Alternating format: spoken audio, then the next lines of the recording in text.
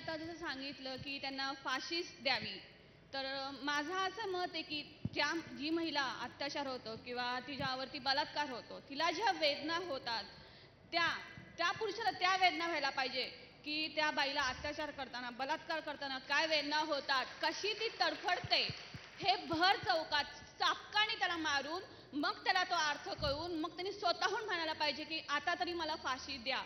तरच त्या शिक्षेला अर्थ आहे. तरच ती शिक्षा बघून कुठलाही व्यक्ती परत डेअरिंग करू शकणार नाही. फाशी म्हणजे ही काही शिक्षा नाहीये, पण त्या फाशीचा अर्थ काय असतो ह्या प्रत्येक पुरुषाला किंवा प्रत्येक अत्याचारी पुरुषाला कळायला पाहिजे की अत्याचार स्त्रीवरती काय होतो. हे मला बोलायचं होतं. मी तुमच्याशी सहमत आहे. चापकाने फोडायला हरकत नाही. नाही, सिरियसली मी सिरियसली बोललोय. मी काय सिरियसली बोललो. नाही, मला तुम्ही गृहमंत्री करून बघा, मी चापकाने फोडतो का नाही ते पण. आणि हे पण आहे की प्रत्येक महिलाच्या म्हणजे प्रत्येक पुरुषाच्या बाबतीत जशी महिला पाठिंबी असते, तर ही माझ्या मागे माझे मिस्टर आहेत. मी ग्रामपंचायत सदस्य सोतवाडीची आहे. माझं नाव पूनम सागर चौधरी आहे. त्यामुळे ग्राम पातळीवरती जास्त असते. मला माहिती आहे महिलांच्या काय समस्या असतात.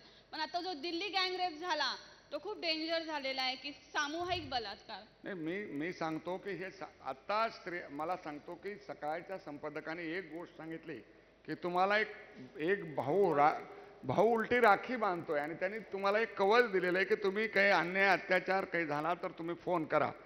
त्यामुळे तिथली NGO कुणीतरी मदतीला येईल. गुजरात सरकारने असा प्रयोग केलेला आहे की सामाजिक सुरक्षेसाठी प्रत्येक 25 किलोमीटरमध्ये पोलिसांच्या व्हॅन 24 तास उभ्या असतात. टेलिफोन केला, 109 नंबर ठेवलेला आहे. टेलिफोन केला की 20 मिनिटाच्या आत त्या घटनेच्या ठिकाणी गाडी येते.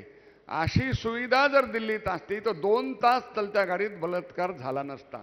त्यामुळं कायदा जसा आहे तेव्हा सुरक्षा देण्याची सोय आणि त्याच्यामधला प्रॉम्प्टनेस हा सुद्धा जर असला तर अशा घटना टळू शकतात. प्रवृत्ती संपवण्यासाठी मात्र समाज मनच तयार करायला पाहिजे.